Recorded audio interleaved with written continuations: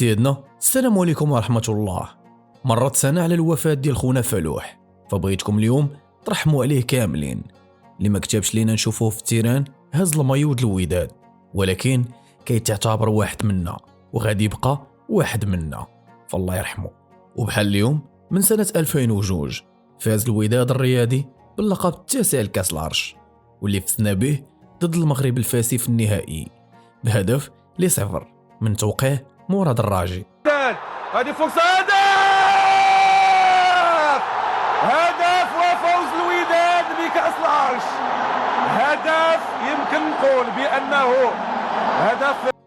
الحمد لله للأغلبية فهم الفكرة اللي كنا كنحاولوا نوصلوا هذه مدة في الفيديوهات الاخرين ديالنا، كيفاش كيستخدموا أشخاص ومواقع وصفحات لتجيش الجماهير ضد الوداد المدرب أو الرئيس. ومازال الخير مازال يزيد يبان بزاف ديال الحوايج اخرين، وغادي يجي الوقت اللي غادي نحطوا فيه هاد الناس طبيعة الحال بدون ذكر الاسماء ديالهم، ولكن غادي تعرفوهم وتعرفوا الاهداف ديالهم. وداكشي علاش ما بغيتكمش تثيقوا اي حاجه سمعتوها، ورد الفعل ديالكم دائما ما خصو يكون في صالح الفريق فقط. راه الامور مشات بعيد حاليا في زعزعه الثقه بين المكونات الداخليه للفريق، ولكن ما نخافوش مادام كاين الوينرز اللي واقف على الكبيره والصغيره، والوداد غادي ترجع كيف اليوم كيف غدا ان شاء الله. خليكم ثابتين في مبدا واحد واللي هو مبدا العائله، بخيبها وبزوينها. برسم الجوله التاسعه من الدوري المغربي غادي يواجه نادي الوداد الرياضي نادي الفتح الرباطي نهار الحد مع 6، واللي غادي يستقبلنا الخصم في ملعب البشير بالمحمديه.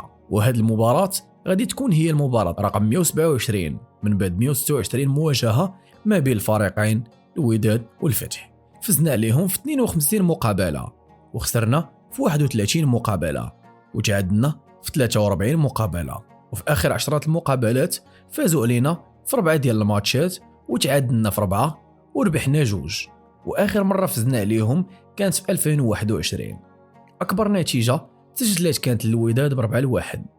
الوداد سجل 155 هدف وتسجل علينا 118 هدف. الفتح حاليا كتحتل المركز الثامن ب11 نقطه، خسروا 3 ديال الماتشات مع كل مرازه والجيش الملكي ونهضه الزمامره، وربحوا 3. فازوا على شباب المحمديه، نهضه بركان واولمبيك اسفي، وتعادلوا 2 ديال المقابلات مع التوارقه واتحاد طنجه. استطاعوا يسجلوا 11 هدف واستقبلت الشباك ديالهم 7 ديال الاهداف، في الوقت اللي الوداد الرياضي كيحتل المركز التاسع بنفس النقاط 11 نقطه. خسرنا 3 ديال المقابلات ضد كل من المغرب الفاسي، النادي المكناسي ونهضه بركان، وفزنا ب3 ديال المقابلات ضد كل من المغرب التطواني والدفاع الحسني الجديدي ونادي شباب المحمديه، وتعادلنا مع كل من توارقه وحسنيه اكادير. هي نفس النتائج المحصل عليها كلا الفريقين، في الوقت اللي الوداد قدر يسجل 10 ديال الاهداف واستقبلنا 9 ديال الاهداف، والفرق بينهم وبين المتسطر هو 6 ديال النقاط. فريقين بجوج نهزموا في اخر مقابله وغادي يحاولوا يحصدوا 3 ديال النقاط باش يواكبوا الفرق المتسطره في الترتيب.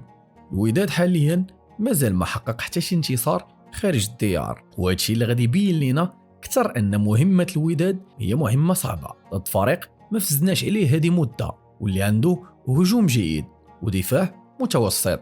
اما حنا فراكم كتعرفوا الوضعيه ديال الدفاع اللي عندنا، مع العلم باش ما نساوش ان التحكيم لعب دور كبير في عدد الاهداف اللي تسجلات علينا، اللي 90% منها ضربات الجزاء، وحتى النتائج اللي كيتاثر عليها بالصفاره، وبالتالي كتاثر على الجو العام للفريق. ممكن كون كانت النزاهه كنا غادي نكونوا في مركز افضل وغادي تكون نتائج مزيانه، وبالتالي غادي يكون جو اخر ودفعه باش تزيد تعطي اكثر. ولكن هذا الشيء ما غادي يزيدنا الا اصرار باش نتشبتوا بالراي ديالنا والمشروع اللي غاديين به.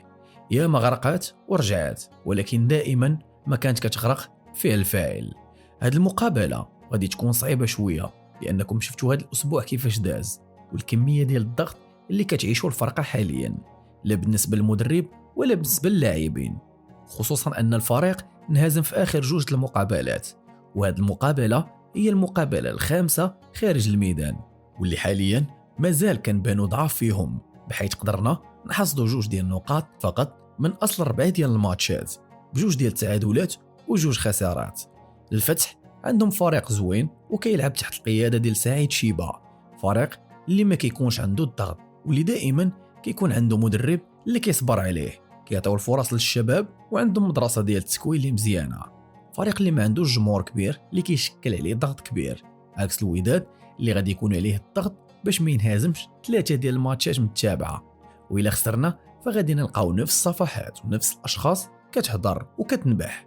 وحاجه اخرى حاليا كيحاولوا يسوقوا لهاد الفكره الجديده اللي قلنا، هي ان الى انهزم الوداد 3 ديال المقابلات فخاصو يصيفط المدرب كيف ما دارت الرجاء ملي خسرات 3 ديال الماتشات متتابعين فصيفطات المدرب. الفرضيات اللي كاينين في هذه المقابله المهمه بالنسبه لينا ان الى ربحنا فممكن نحافظوا على 6 ديال النقاط مع المتصدر، اما الى تعادلنا فغادي يكون الفرق ديال 8 النقاط، والى انهزمنا غادي يولي 9 ديال النقاط. فهادشي الى بغينا ننافسوا على البطوله، خصوصا ان الجولات اللي جات من بعد الدوره 7 فيها ماتشات قاصحين مع فرق اللي كتنافس على البطوله، وهنا غادي يبان المعدن الحقيقي ديال الفريق. فريق الفتح كيلعب ب3-5-2 او 3-4-3 في الشق الهجومي، واللي كتحول في الحاله الدفاعيه ل5-3-1 بحيث كيتحولوا 2 ديال اللعابه من الميليو للخط الدفاعي باش كيلعبوا دور اظهره وهميه. التشكيله اللي كيلعب بها الفتح في حراسه المرمى هي اشرف الهلالي، واللي اونكيسا اهداف من خارج المربع حتى من لي زونغل مور ولا لي زونغل فيرمي، وداك الشيء علاش خاص اللعابه يكونوا فاهمين الاهميه ديال الشوت كادري في هذه المقابله.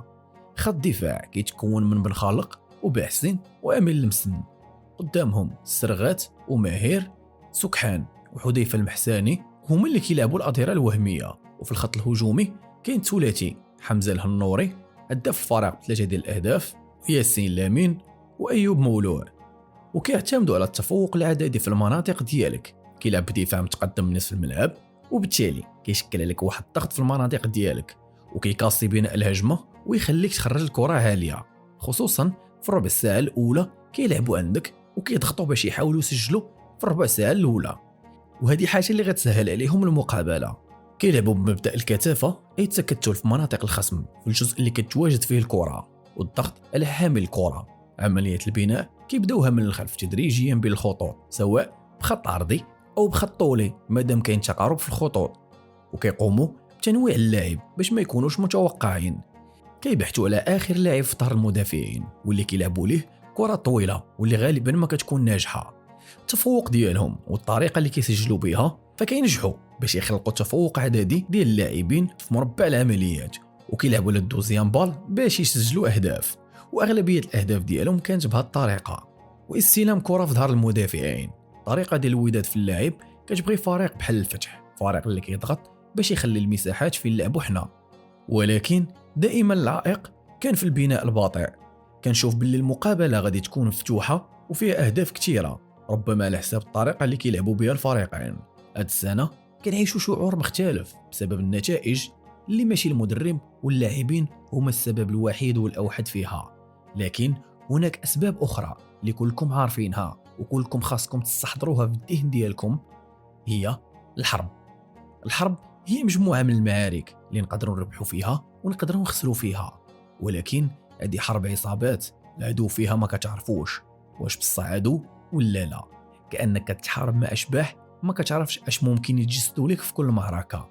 رسالتي للمدرب انه يكون حاسم في القرارات ديالو ويعرف انه تحمل المسؤوليه في نادي الوداد، نادي مختلف تماما على الفرق الاخرى. الجمهور معك وغادي يدعمك، ولكن الجميع باستثناء الجمهور غادي يدير اللي في جهده باش يهرسك. ورساله للاعبين، نتمنوا منكم انكم تعطيوا اللي في جهدكم من اجل القميص اللي لبستوه للدفاع للوداد. اما الجمهور الودادي فعارف الحقيقه ديال هذه الحملات، واللي بغيت نوصل لكم ان في التايم لاين ديال عقلكم خاصها تكون مقسمه، حيث واحد فينا ما عارف بالتفاصيل ديال المشروع اللي خدام عليه الوداد مادام الوداد اختار طابع السريه. فاحنا عارفين حاجه وحده، ان الوداد محتاج 6 ديال الاشهر لبناء فريق قادر انه ينافس على البطولات، وان المده ديال هذا المشروع هي 3 سنوات. هذه الفكره حتى انا اول مره كنآمن بها، حيت هذا الشيء اللي كنا باغيين المده هذه فاش كنا كندوزوا 10 ديال المدربين في ظرف قليل، والعشوائيه والاشاعات والمشاكل اللي عشنا فيها كانت كتاثر علينا. فالوداد اليوم خدم يشعل جديد باش يكون نادي مهيكل، نادي اللي عنده مشروع، نادي اللي رجع الهيبة للمغرب في السنوات الأخيرة. وأخيرا نتمنوا الفوز للوداد في هذه المقابلة. عاش الوداد ولا عاش من خانه. تهلاو مع للأبد.